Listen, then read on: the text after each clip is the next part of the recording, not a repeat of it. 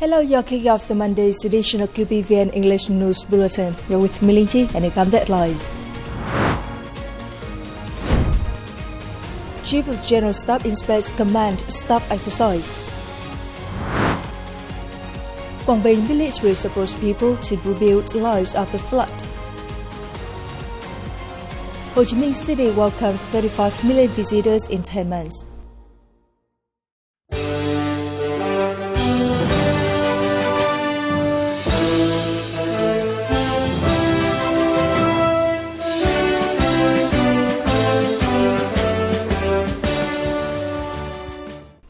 On November 3rd, General Nguyễn Tân Cương, Chief of the General Staff of the Vietnam People's Army and Deputy Minister of National Defense, paid an inspection visit to forces participating in the command staff exercise, which includes one-sided two-level drills conducted on tabletop and in the field with live ammunition. The exercise involves the naval and the air defense effort services. During his inspection, General Nguyễn Tân Cương praised the efforts of the officers and soldiers from the participating units. Despite the short preparation time and significant workload, they have overcome numerous challenges, dedicating many days to complete assigned tasks according to the exercise steering committee's plans. The General urged the units to maintain high sense of responsibility, striving for even greater effectiveness and quality in training the troops. He emphasized that every officer and soldier must really follow training and military discipline, ensure absolute safety in conducting the exercise, and strive to achieve the highest results in commemoration of the 80th founding anniversary of the Vietnam People's Army and the 35th anniversary of the Whole People Defense Festive Day. Quảng Bình is one of the localities that suffered the most damage from the floods caused by Chinese storm, with 12 people dead, 7 injured, nearly 35,000 houses flooded, estimated property damage of some $20 million.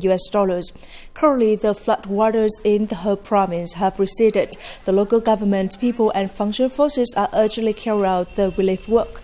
To support 84 schools affected by the flood, the Quảng Bình Border Guard Force has actively participated in cleaning up to soon welcome students back. The military medical force is ready with medicines and disinfectants, focusing on areas at risk of pollution to promptly handle people's health and ensure clean water. The armed forces have sent working groups to the area to promptly support people to stabilize their lives. After more than 1 month construction, the reconstruction project of New Village, a residential area in Phúc Khánh, Camin Bảo Yên District, Lào Cai Province, directly carried out by Corps 12 under the Ministry of National Defense, is on schedule. A new village with concrete steel houses is gradually emerging, compensating for some of the losses of the local people. More to follow.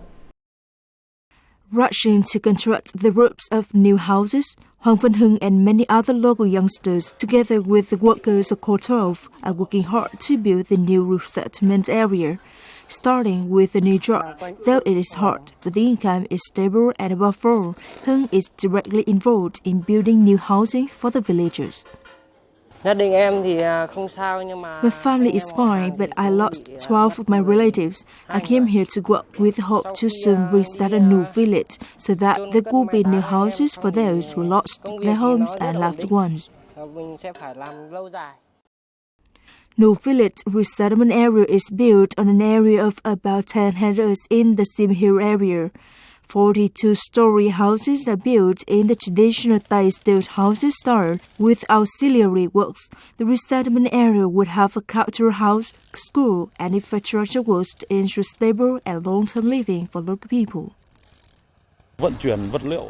Transporting material through steep terrain is very dangerous, but in sunny weather like this, we speed up our forces working days and nights to maintain the set schedule. With the responsibility of a military enterprise of a soldier, we are always ready to support people affected by natural disasters. For that, we are rebuilding villages and beautiful houses for people to live in as soon as possible. When the country needs us, we are always there. The people of the New Village area are gradually stabilizing their lives. Corps 12, together with the local government, mass organizations and people across the country, are providing New Village with both material and spiritual support to help the people here overcome their grief and move towards a better future. The 2024 Lullaby and Folk Music Singing Festival for Service Women, recently organized by the General Political Department of the Vietnam People's Army, has sparked a lively atmosphere of artistic expressions. The festival has taken audiences on a journey across Vietnam, where both professional and amateur literary artists immerse themselves in traditional melodies, bringing new life and creative flair to folk music, leaving lasting impressions. Watching the Amoco's performance, audiences were not only treated to the knitting folk tunes, but also moved by a vivid portrayal of President Ho Chi Minh's noble image. Their creativity, fresh approach to presenting traditional music, and heartfelt dedication won the unit the award, the outstanding performance. While singing traditional lullabies, the tunes can be deep and challenging with ornamental notes and regional inflections that require passion and dedication.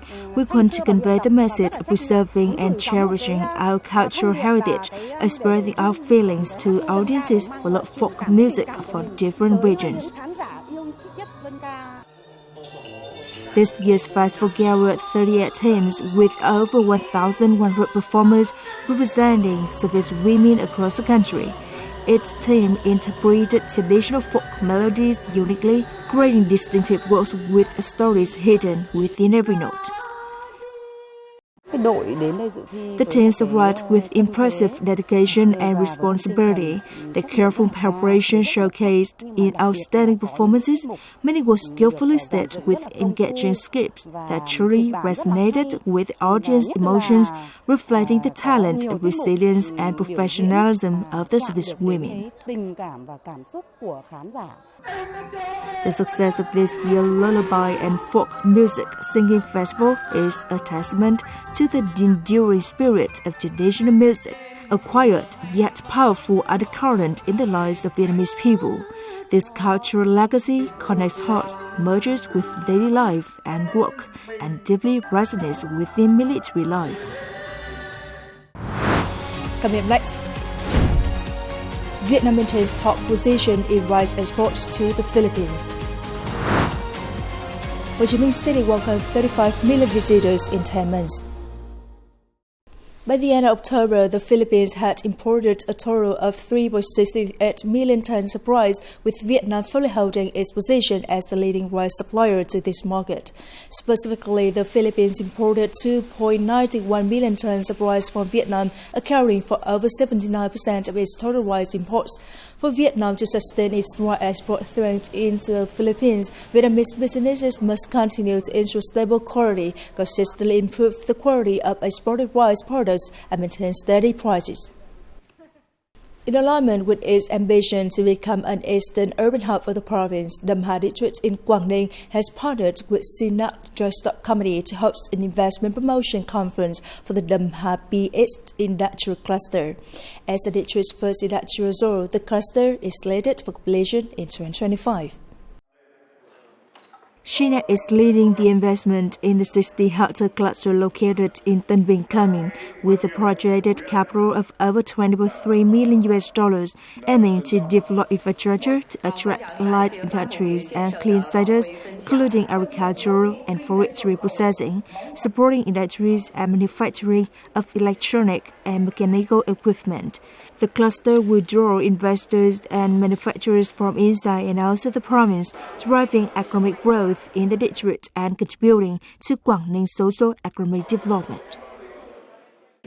With an investment approach focused on eco-industrial trends, we are developing the Dam Ha Industrial Cluster as a model that integrates both industrial facilities and social welfare.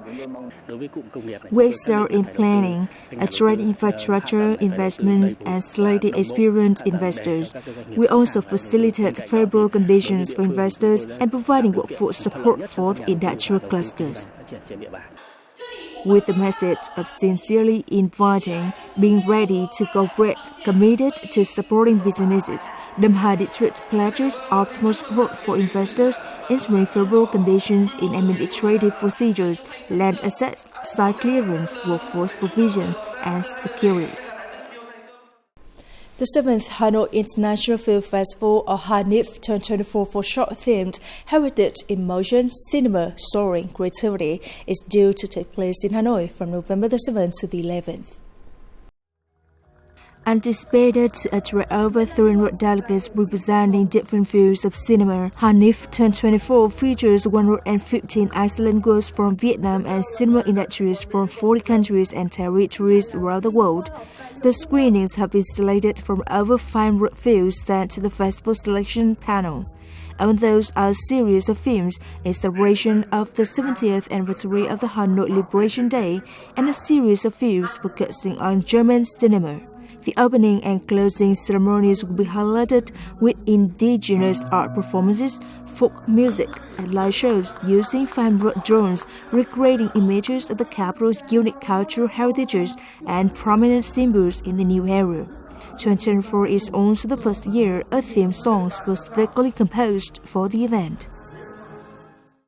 According to the Ho Chi Minh City Department of Tourism, the city welcomed more than 4.6 million foreign visitors in the first 10 months of this year, including nearly 650,000 foreign visitors in October alone, a 16.6% increase compared to the same period in 2023.